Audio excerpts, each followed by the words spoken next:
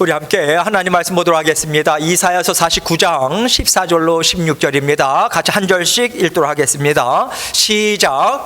오직 시온이 이르기를 여호와께서 나를 버리시며 주께서 나를 잊으셨다 하였거니와 여인이 어찌 그 젖먹는 자식을 잊겠으며 자기 태에서 난 아들을 긍휼히 여기지 않겠느냐. 그들은 혹시 잊을지라도 나는 너를 잊지 아니할 것이라. 내가 너를 내 손바닥에 새겼고 너의 성벽이 항상 내 앞에 있나니. 아멘. 하나님이 주시는 복은 쌓이고 쌓여야 볼 수 있습니다. 이 제목을 함께 생각하면서 은혜를 나누도록 하겠습니다. 세상 사람들은요, 한 나라의 흥망성쇠를 나름대로의 기준을 가지고 보겠지만은 우리 하나님의 자녀들은 하나님의 일하심으로 봐야 됩니다.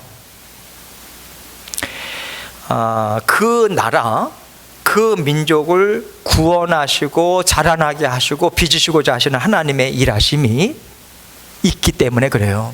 어느 나라도, 어느 민족도, 어느 소수민족도, 어느 개인도 예외가 없어요. 하나님의 손에서는 하나님의 일하심이 반드시 들어있어요. 나라든 가정이든 또 교회든 한 생명 한 생명이 모여져서 이루어진 생명체이기 때문에 하나님께서 생명력을 주시고 이 구원의 손길이 닿아야만 제대로 살아갈 수 있어요. 우리가 살아도, 우리가 그런 얘기 많이 하죠. 내가 살아도 사는 게 아니야, 그러죠? 하나님께서 그렇게 살라고 우리에게 새 생명 주신 거 아닙니다. 제대로 살아야죠. 힘있게 살아야죠. 생명력이 넘치는 삶을 살아야죠. 그래서 하나님께서 이스라엘 나라, 이스라엘 백성, 이스라엘 민족을 통해 가지고 우리에게 하나님의 성품이 무엇인지, 하나님의 계획하심이 무엇인지, 일하심이 무엇인지, 하나님께서 빚어나가시고자 하는 목적이 무엇인지를 이스라엘 백성들을 통해서 우리에게 고스란히 알려주고 있는 거예요. 요즘은 누구를 통해서 알려주십니까? 야곱을 통해서 알려주죠. 은혜가 많이 돼요. 너무 닮았어요, 야곱하고 제가. 하나님께서 정말 하나님의 나라, 그리고 원하시는 모습들을 이스라엘 백성들을 통해서, 그들은 우리와 성정을 같이 갖고 있는 사람들이잖아요. 기계가 아니거든요. 신들이 아니에요. 사람이에요. 하나님께서 빚어나가시지 않습니까? 그래서 우리는 위로를 얻고 힘을 얻고 정말 우리가 마음의 공감대를 우리는 가질 수 있는 거죠. 우리가 하나님을 제대로 알아야 됩니다. 제대로 알아야 올바른 믿음을 가질 수 있고요. 올바른 믿음을 가져야 우리가 제대로 살아갈 수 있는 거예요. 하나님께서 가정과 또 교회, 나라뿐만 아니라 각 개인의 삶도 마찬가지입니다. 올바른 믿음을 가지고 하나님께서 열어주시는 길을 제대로 봐야 돼요. 그 믿음을 가지고 보고 그 믿음을 가지고 걸어가야 됩니다. 그러한 하나님께서 뜻을 담아서 오늘 너희 각자 한 사람 한 사람이 정말 잘 살기 원한다, 내 마음은 이것밖에 없어 라고 하는 심정을 담아서 오늘 이 이사야서 말씀을 여러분과 저에게 주고 계시는 거예요. 이 마음을 갖고 오늘 말씀을 한 절 한 절 생각해 보도록 하겠습니다. 14절 말씀을 다시 한번 읽습니다. 14절 시작. 오직 시온이 이르기를 여호와께서 나를 버리시며 주께서 나를 잊으셨다 하였거니와. 시온은요, 이스라엘 백성들에 대한 별칭이죠. 이스라엘 백성들, 하나님의 백성들을 이야기합니다. 그리고 여기 오직이라고 하는 단어는 그러나, 그런데, 그럼에도 불구하고 이러한 의미가 담겨져 있는 단어예요.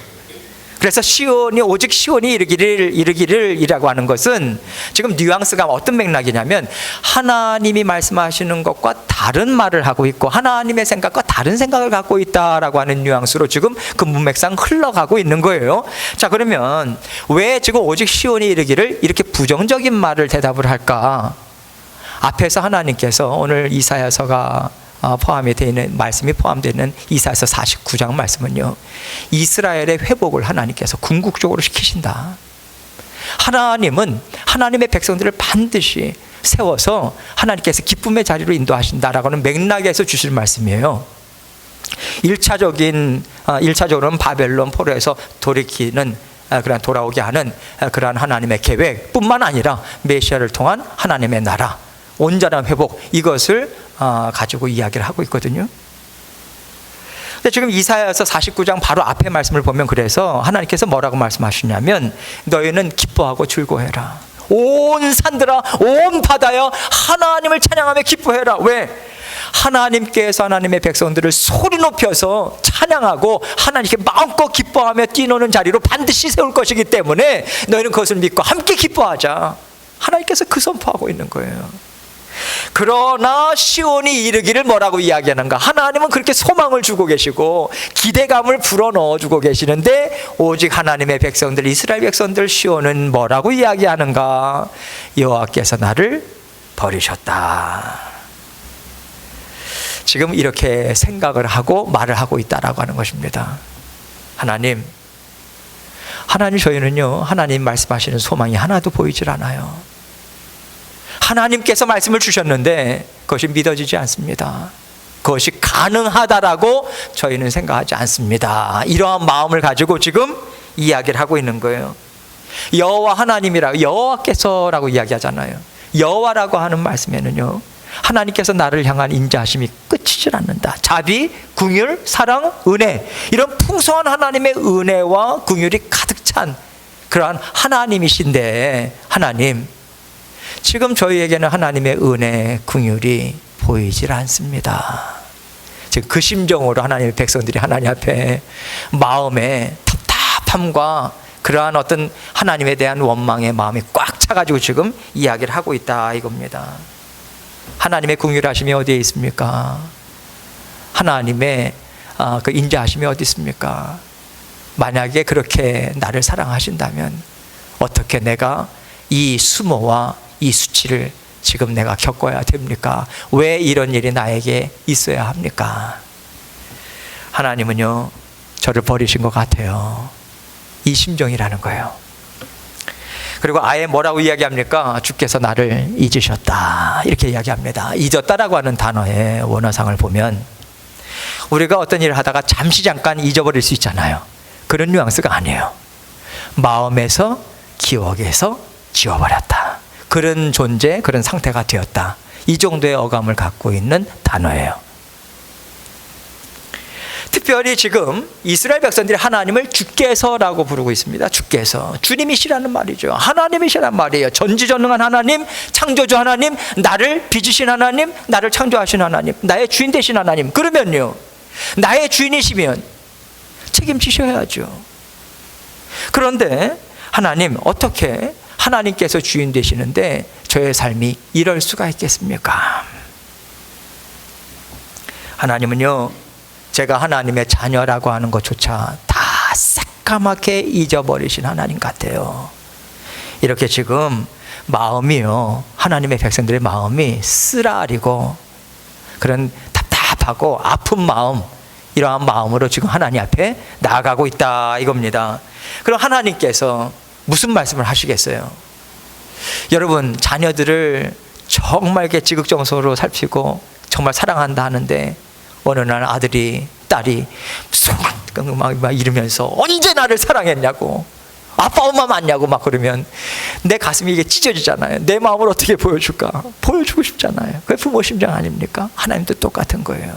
그 다음 이어지는 말씀 보면요, 제가 하나님이 내 마음을 정말 너에게 보여주고 싶다, 정말 보여주고 싶어, 이런 안타까운 마음으로 하나님께서 말씀하고 계시는 것 같아요. 무슨 소리야? 나는 너의 하나님이야. 나는 너를 잊어버린 적이 없어. 내가 너를 보살핀다고 하지 않았냐? 돌본다고 하지 않았냐? 야곱에게도 베델에서 그 말씀을, 약속의 말씀을 주시고 그대로 성취해 주시잖아요. 그래서 다시 나타나신다, 나는 베델의 하나님이라. 하나님 정확하신 분이십니다. 하나님께서 이루어 주셨잖아요. 야곱에게도. 하나님께서 그러한 마음으로 나는 너희를 정말 책임지는 하나님이야, 이 심정을 담아서 15절 말씀을 여러분과 저에게 주고 있는 거예요. 함께 읽습니다. 15절 시작. 여인이 어찌 그 젖먹는 자식을 잊겠으며 자기 태에서 난 아들을 궁일이 여기지 않겠느냐? 그들은 혹시 잊을지라도 나는 너를 잊지 아니할 것이라. 하나님께서 지금 비유의 말씀을 들고 계세요. 우리도 우리 자녀들이요, 말귀를 못 알아들으면 비유를 들죠. 비유하자면 이렇다. 하나님 심정도 똑같은 거예요. 너무 답답한 거예요. 그래서 사람들이 금세 알아차릴 수 있는, 정말 이 땅 위에서 사랑이라고 하면 얼마나 뜨거운 사랑인가라고 하는 것을 대표적으로 이야기할 수 있는 모성애, 젖먹는 아기와 엄마의 관계를 다 비유로 지금 이야기를 하고 있는 거예요.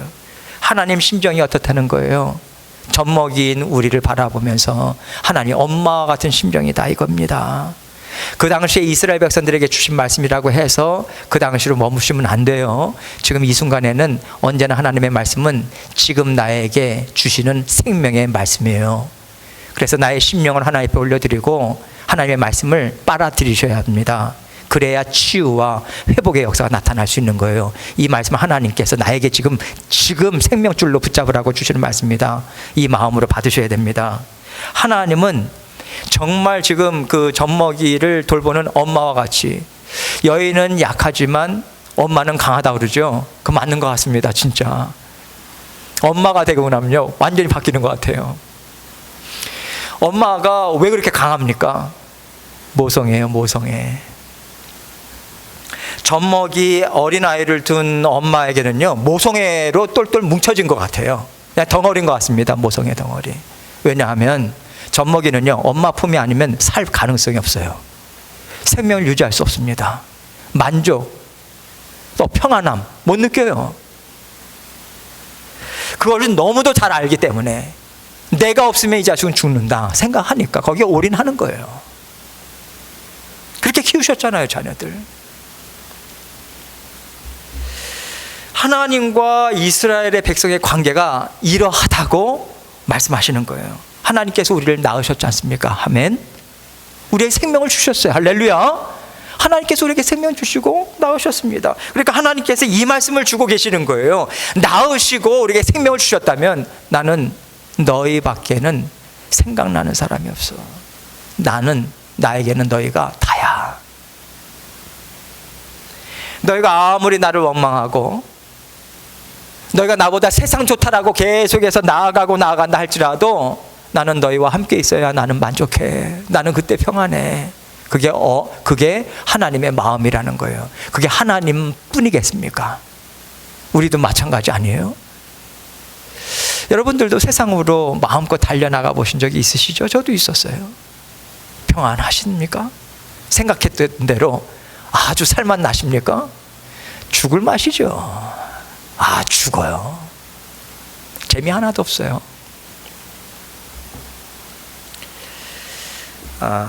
여러분, 우리가 그 하나님이 아닌 세상을 선택하면서 나가면요 평안이라고 하는 건, 만족함이라고 하는 거 없습니다.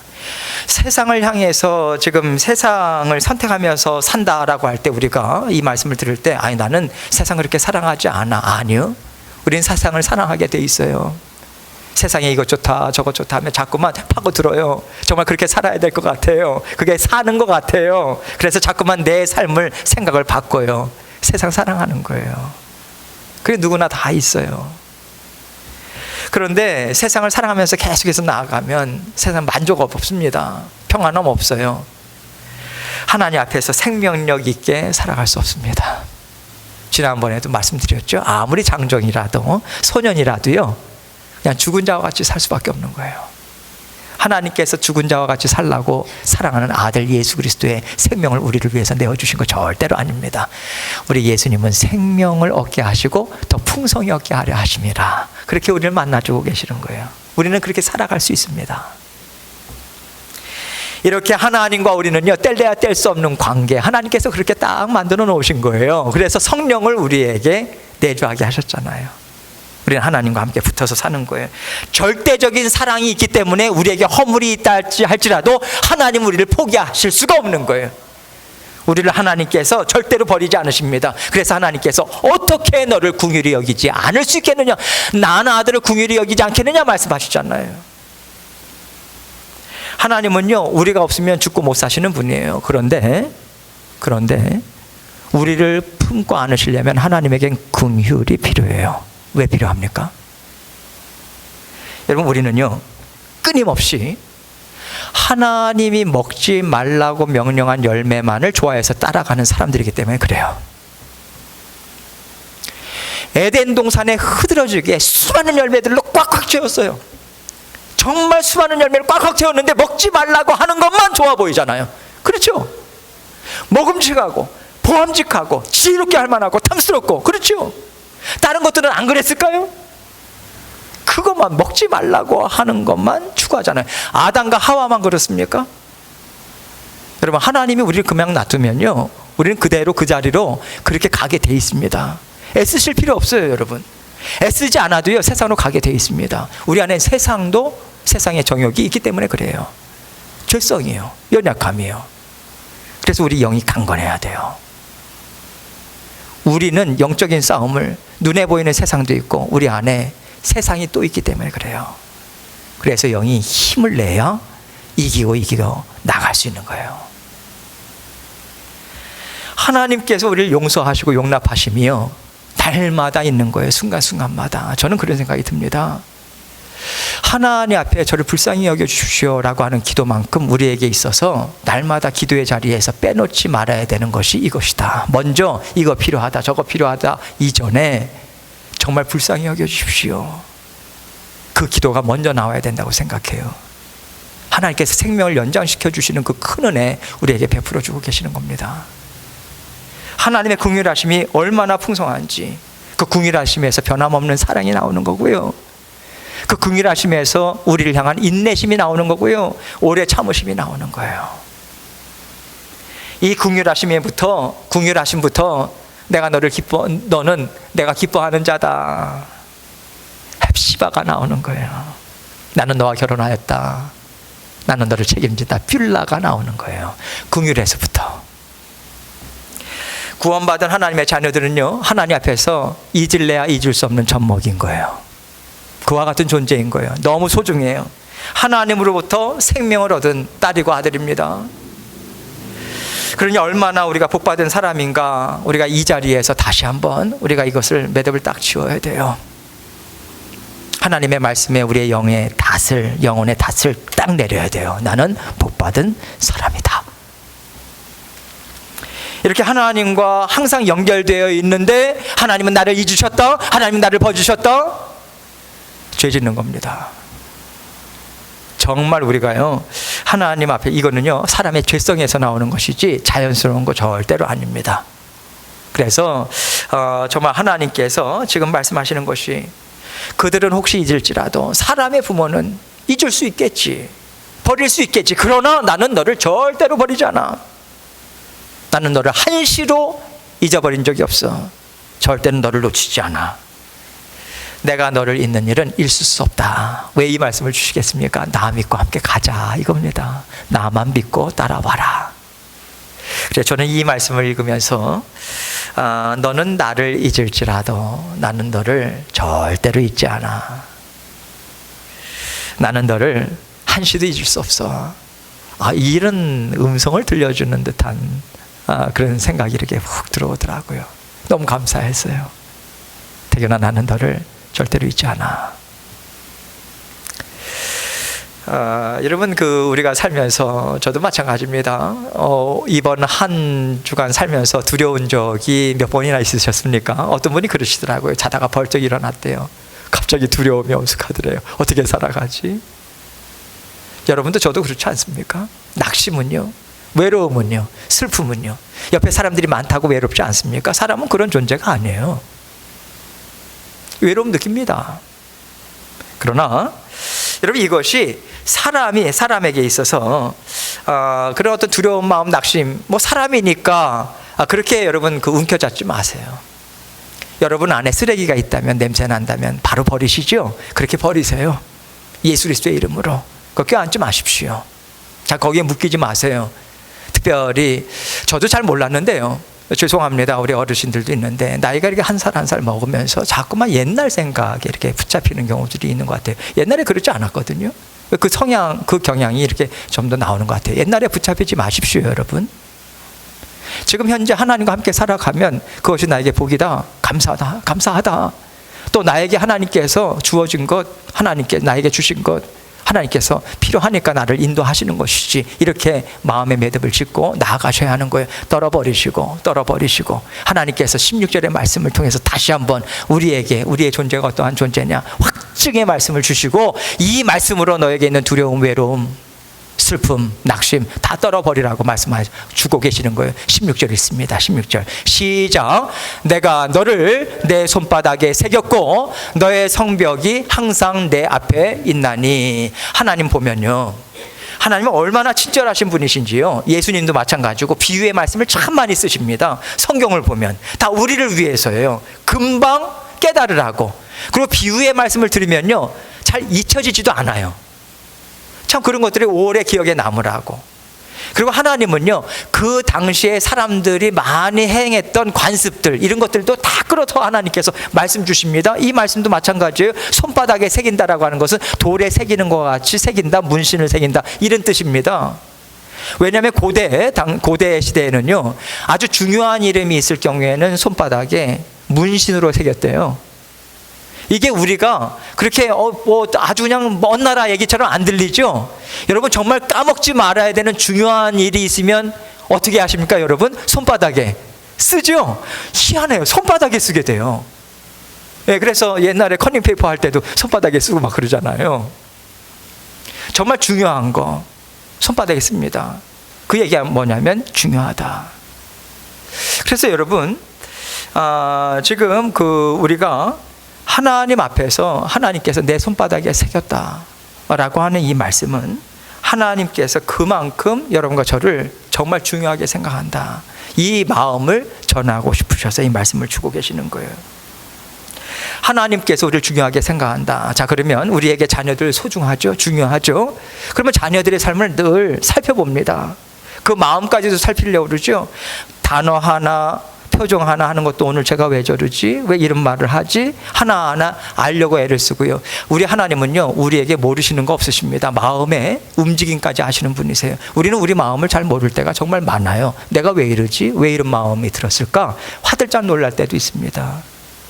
하나님은 우리를 정확히 살펴보시고 우리를 아심받아요. 잘 아십니다. 아시는 거로 끝나나요? 아니요. 하나님 우리를 너무 사랑하시기 때문에 우리에게 공급해 주세요. 필요한 게 뭔지를 공급해 주시는 전지전능하신 하나님이십니다. 그렇게 하나님은 우리와 함께 살고 계시는 거예요. 그래서 하나님께서 지금 날마다 우리를 들여다보시고 돌봐주시고 또 보살펴 주시고 개입하셔서 구원해 내시고 이끌어 가주시고, 그러한 삶을 날마다 우리와 함께 살아가고 계시다. 마침내 하나님께서 어떤 꿈을 꾸시고 어떤 계획을 갖고 계시면서 이 일을 이루어 나가고 계십니까? 우리가 정말 잘 사는 삶이에요. 정말 하나님, 참으로 쉽지 않은 시간이었지만 하나님이 나와 함께 하셔서 이 열매를 맺게 하시네요. 정말 진정한 감사, 찬양으로 하나님 앞에 기쁨을 올려드리는 자리까지 하나님께서 이끄시고자 하나님께서 우리를 잊지 않고 날마다 하나님 앞에 그 고백을 할 수 있는 자리로 만들어 가신다, 이겁니다. 하나님은 이미 그 일을 우리에게 지금도 계속해서 이루어 가고 계세요. 하나님께서 그 일을 그친 적이 없으십니다. 하나님께서 우리 잊지 않고 우리를 그렇게 소중하게 여기신다라고 하는 것은 하나님께서 함께 하심이 확실하게 드러날 때까지 하나님 그 일하심을 쉬지 않으신다. 지금도 너희를 위해서 이 일을 나는 너희와 함께 하고 있다라고 하는 것으로 말씀해 주고 계시는 거예요. 그러면서 하나님께서 너의 성벽이 내 앞에 있다, 이렇게 말씀하시죠. 이 얘기는요, 지금 앞에서도 말씀드렸지만 하나님께서 이스라엘 백성들의 회복을 위해서 지금 말씀을 주고 계시지 않습니까? 그래서 이스라엘 백성들 먼 훗날에 또 바벨론 포로기에 있었던 이스라엘 백성들은 이 말씀을 읽으면서 또 들으면서 얼마나 큰 위로가 됐을까, 그런 생각이 듭니다. 왜냐하면 여기서 성벽이라고 하는 것은 1차적으로 이스라엘 백성들이 예루살렘 무너진 성벽을 얘기하거든요. 이스라엘 백성들은 바벨론 포로 땅에서 비참한 포로 생활을 하고 있는 상황 가운데 하나님께서 이 말씀을 그때를 내다보시면서 주고 계시는 거예요. 여러분, 그러한 상황에서 바벨론 포로에 잡혀서 그런 포로 생활 가운데 있는 사람들이 어떻게 예루살렘 성전과 예루살렘 성벽과 이스라엘 나라의 회복을 꿈을 꿀 수 있겠어요?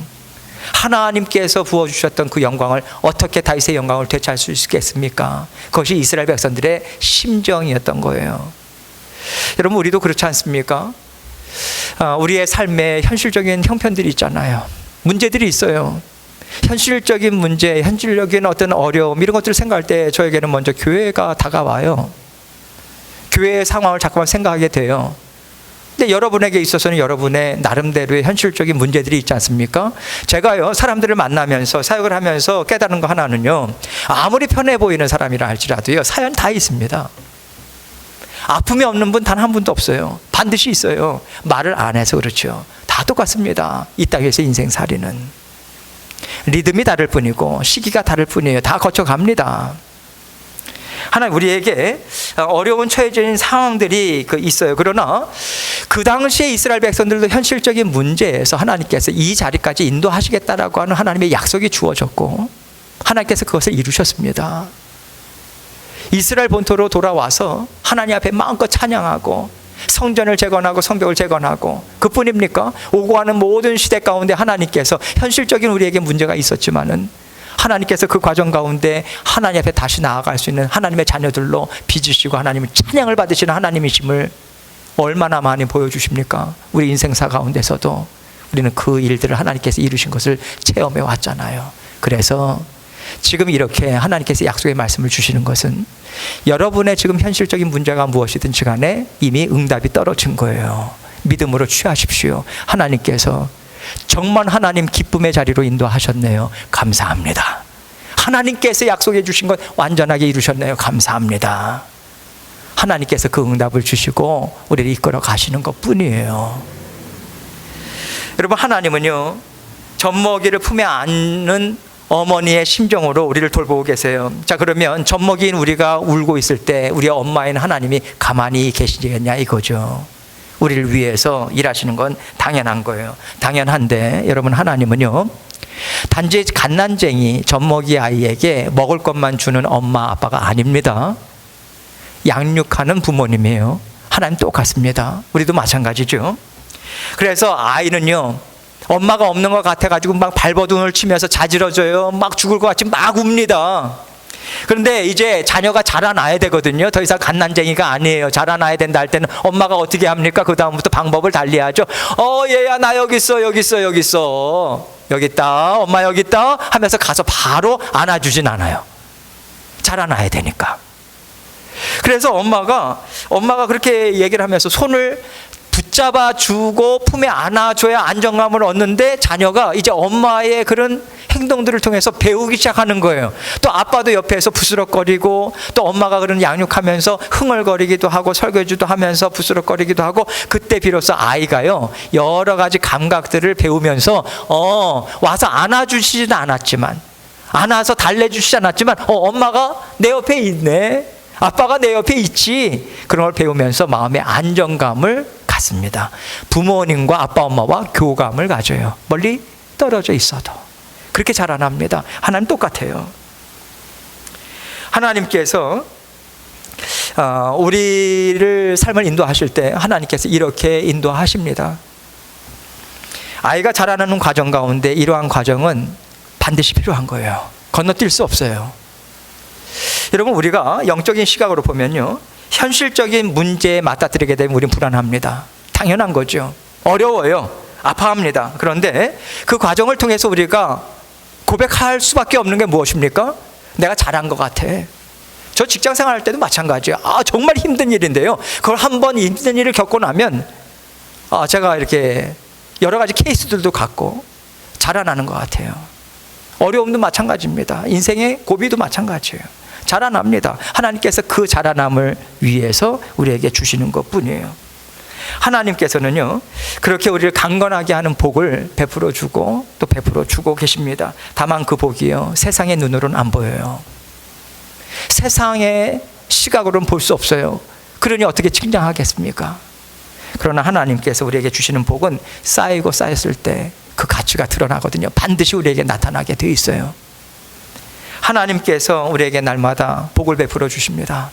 하나님과 함께 살아가는 것이 복이에요. 어렵더라도 하나님 나와 함께 하고 계시지. 어렵더라도 하나님께서 내 삶을 지키시지. 이렇게 하나님이 주시는 복으로 받아 누리면 그 복은 쌓여지게 되어 있습니다. 그리고 그 복은 쌓여지고 쌓여져서 반드시 우리에게 나타나게 되어 있어요. 열매를 맺게 되어 있습니다. 하나님의 일하심이 그러하다는 거예요. 그래서 지금 당장 하나님이 나에게 무슨 복을 주셨냐, 거기에 묶이지 마십시오.